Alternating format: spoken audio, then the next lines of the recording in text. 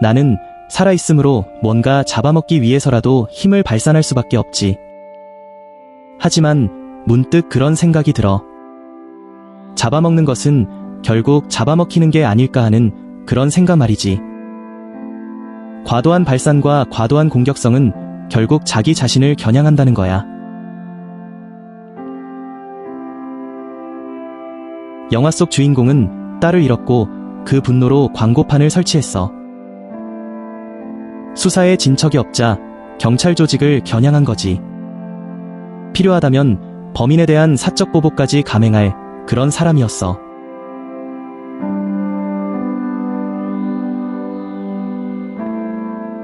이 영화를 생각할 때면 나는 화면 속에 있는 안규철 작가의 작품이 떠올라. 뭔가 가하면 가할수록 나에게 가해지는 것들. 물론 딸을 잃은 주인공의 심정도 충분히 이해가 가. 피해자 측에서 그 가해자를 게다가 법원에서 총으로 쏴 죽이고 하는 일들이 종종 있잖아. 이처럼 어려운 문제를 오늘은 철학적으로 그리고 정신분석학적으로 접근해 볼까 해. 니체를 통해서는 생명체의 공격성에 대해 알아볼 거고, 마지막엔 양심의 가책 및 죄책감에 대해 살펴볼 거야. 그리고 프로이트를 통해서는 죽음 본능의 두 속성을 알아볼 거야. 외부를 향한 공격적 속성과 자기 자신을 향한 파괴적 속성. 이렇게 차례차례 알아보면 좋을 것 같아.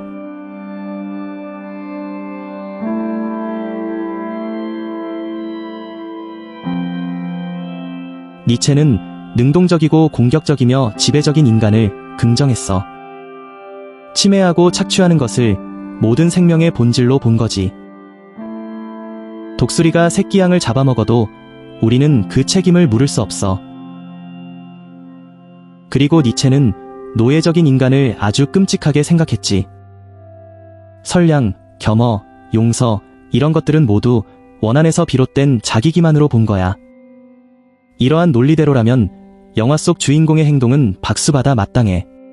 하지만 니체가 보복이나 복수를 긍정한 것은 아니야. 그보다는 자신들의 약함과 비겁함을 숨기고 오히려 자신들을 선량한 인간으로 합리화하는 그런 그릇된 정신을 비판한 거지. 주인공 밀드레드는 미지의 X, 즉 미지의 범인에게 제 분노를 표출하고 있어. 하지만 X가 밝혀지지 않자 모든 것들을 X로 여기지. 왜냐하면 모두가 공감하겠지만 분노의 대상 같은 게 필요했거든. 그리고 율러비 서장을 그 대상으로 삼은 거고.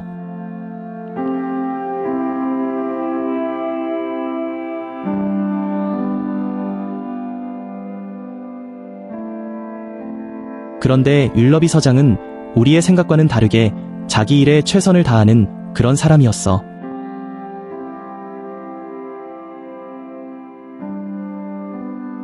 관객들 또한 서장에게 분노해야 하는데 뭔가 주저하게 만든다는 점.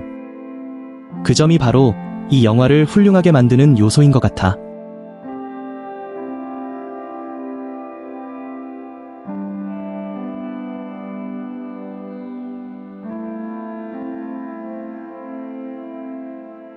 밀드레드 주위에는 아들, 전남편, 그리고 전남편의 애인이 있는데 마찬가지로 갈등이 생겨. 따로 덧붙이지 않아도 알겠지만 당연히 광고판 때문이지. 상처를 후벼 파는 것에 대한 고통도 고통이지만 지역사회에서의 위신 때문이지. 살짝 푼숙기가 있는 저 전남편의 애인만이 오히려 주인공에게 관대한 느낌이랄까? 앞서 밀드레드는 주변의 모든 것을 말하자면 X로 보기 시작했다 했지. 그런데 이제는 서장의 주변 인물들 또한 공격성을 드러내는 거야. 경찰관 딕스는 그 광고를 게재한 웰비를 찾아가지.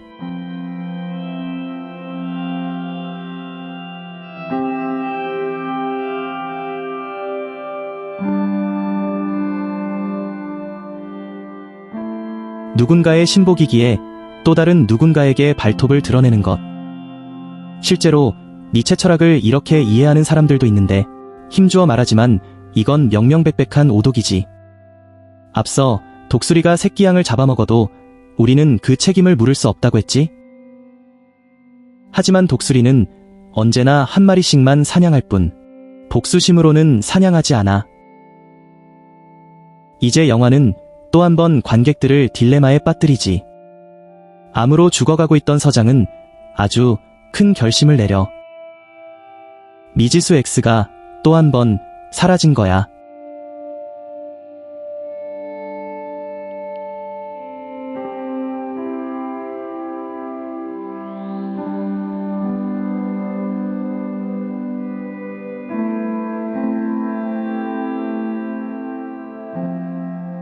그리고 딸을 잃은 주인공과 마찬가지로 딕슨 또한 아끼는 이를 잃었고 주인공과 똑같은 대응에 나서지. 당연히 그 아끼는 이는 서장이었어. 윌러비 서장의 죽음으로 이제 많은 사람들이 밀드레드에게 공격성을 드러내. 그리고 밀드레드는 또 한 번 난감해진 거야. 겨냥할 곳이 사라졌으니까. 그러다 보니 밀드레드의 분노는 안으로 수렴되지.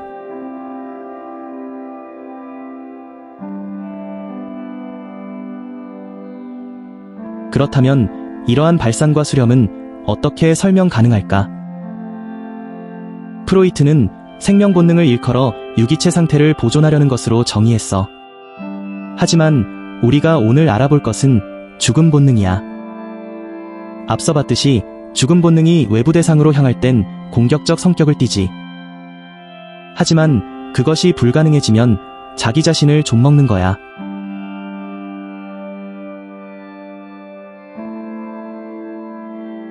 문명이 발전하고 공동체 의식이 자리를 잡으면 개인의 본능은 억압되지. 개인 무기를 몰수하고 사적 보복을 금하는 거야. 그런데 이렇게 억압된 본능은 필연적으로 그 개인들을 파괴시켜. 그러므로 우리는 그것을 발산해야만 하고 그 방법을 모색해야만 해. 뭔가 몰입해서 할 수 있는 그런 활동을 해야 하는 거지.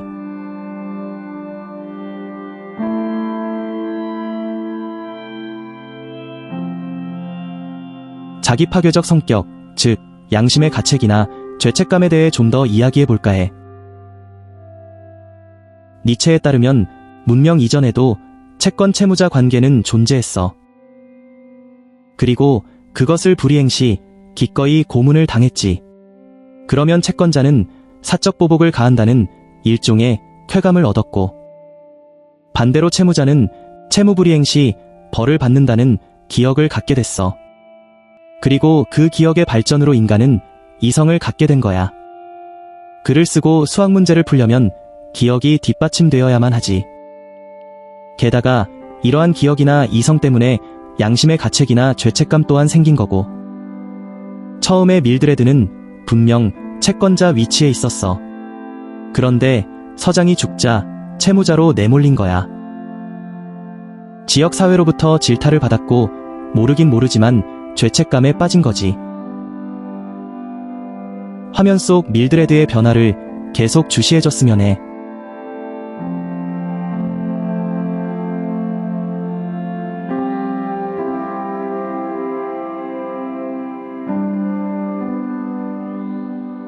누군가 광고판에 불을 질렀고 그렇게 손해를 입었으니 채권자의 지위를 되찾을 수 있었어. 화면에서 볼 수 있듯이 밀드레드는 다시금 뭔가 발산하기에 이르지. 죄책감을 떨쳐내고서 말야.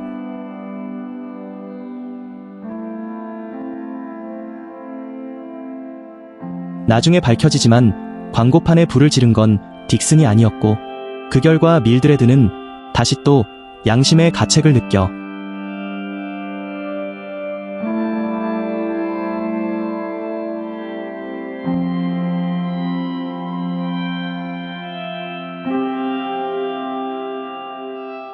그러던 중 의문의 남성이 마을에 나타나지.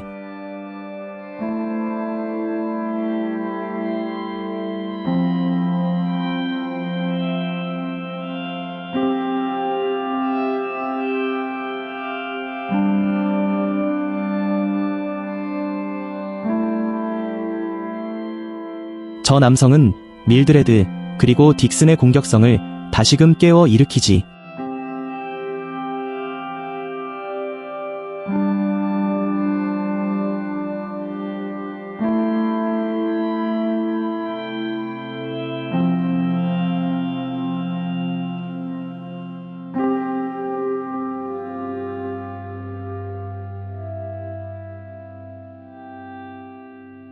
밀드레드가 찾던 그 범인은 아니었지만 정황상 비슷한 범죄를 저지른 범인이었지.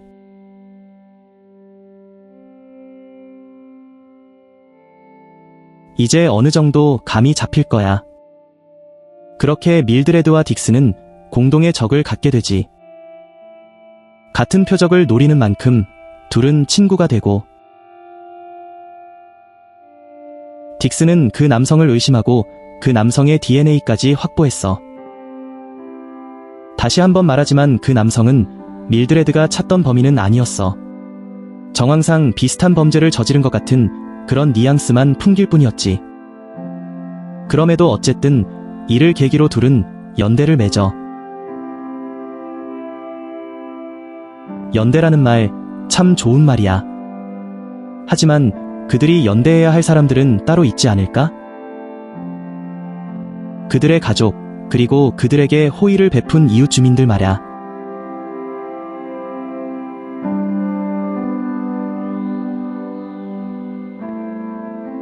결국 이 둘은 그 남자를 처단하러 떠나지. 어떤 하나의 악이 아니라 악 전체, 그리고 악 일반을 처단하려는 것처럼 말야.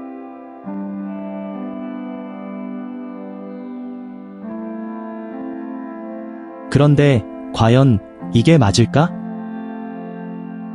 밀드레드는 억눌러왔던 뭔가를 마침내 뭔가를 터뜨릴 생각에 기뻐 보이기까지 해. 그치만 이 모든 건 정황상, 말 그대로 정황상 그렇다는 거야. 개인적인 생각이지만 나는 그 처단하려는 남자가 단순한 허풍쟁이였던 것 같아. 애시당초 어떠한 범죄도 저지르지 않은 거지. 내가 감독이라면 그렇게 연출 및 의도했을 거야. 그렇다면 정말 큰일이지. 이제 이 싸움은 걷잡을 수 없이 커질 테니까 말야. 전국적이고 국가 간의 싸움으로 번질 테니까 말야. 보복에 보복이 이어지는 거지.